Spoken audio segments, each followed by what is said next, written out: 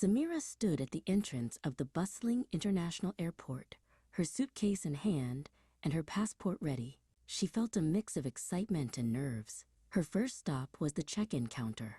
To get started, she approached the ground agent with a polite smile. "Hello, I would like to check in for my flight to London, please," she said clearly. The agent smiled back and asked for her documents. Samira knew that being polite and prepared was the best way to start any journey. After checking her bags, Samira headed toward security. This part of the airport often felt the most rushed, but she stayed calm. As she reached the bins, she asked the officer, "Do I need to remove my shoes or my laptop?" The officer nodded toward the bins. Samira also knew she could say, "I would prefer a private screening, please," if she ever felt uncomfortable with the open scanners. She moved through the line with confidence, knowing her rights and how to express them. The airport was like a giant maze of shops and gates.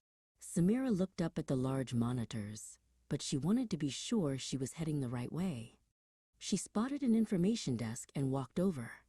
"Excuse me, could you tell me where gate B12 is?" she asked the attendant. The attendant pointed down a long hallway lined with windows. "Thank you so much," Samira replied, feeling relieved that she wouldn't have to wander aimlessly. Once she was settled in her seat on the plane, the flight attendant began serving meals. Samira had a specific question before she chose her tray. "Excuse me, do you have a halal or vegetarian meal option available?" she asked. The attendant checked the cart and handed her a specially marked tray. "Here you go," the attendant said. Samira smiled, happy that she had asked. "Thank you, I appreciate it," she replied before beginning her meal. After a long flight, the plane finally landed. Samira followed the signs to passport control. When it was her turn, she stepped up to the booth. The officer asked about the purpose of her visit. "I am here for a one-week vacation," Samira explained clearly. "I will be staying at the city center hotel." The officer stamped her passport and handed it back with a "Welcome to the country." Samira felt a surge of pride. She was officially on her way. Samira waited at the baggage carousel, but as the last few bags circled by, hers was nowhere to be seen. She didn't panic. She found a staff member nearby and explained the situation. "My suitcase hasn't arrived. Where is the lost luggage counter, please?" The staff member directed her to a small office nearby. "Don't worry," the staff member said. "We will help you track it down." Samira thanked them for their help and headed to the desk. With a temporary claim form in her bag, Samira walked outside to find transportation. She saw a line of bright yellow taxis. She approached the first driver in line. "Hello, could you take me to the city center hotel, please?" she asked. As she got in, she added, "Could you give me an estimate of how much the fare will be?" The driver gave her a price and started the meter.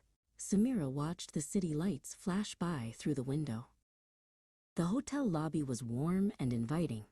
Samira walked up to the reception desk to finalize her arrival. "Hello, I have a reservation under the name Samira," she said. The receptionist checked the computer and asked for her ID. Samira also wanted to know about the amenities. "Is breakfast included in my stay? And what time does it start?"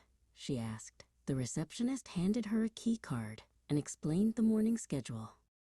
Before heading up to her room, Samira had one more important question for the concierge.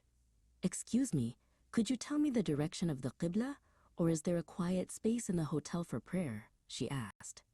The concierge pulled out a small map of the local area and pointed out a quiet room on the second floor. "We also have a prayer mat available if you need one," he added. Samira felt very welcomed and respected. Finally, Samira reached her room. She dropped her bag and looked out the window at the new city. She was hungry and ready to explore. She picked up her phone to call downstairs. "I'm looking for a local halal restaurant nearby. Do you have any recommendations?" she asked. With a list of places to try and the confidence to navigate her new surroundings, Samira stepped out of her room, ready for her adventure to truly begin.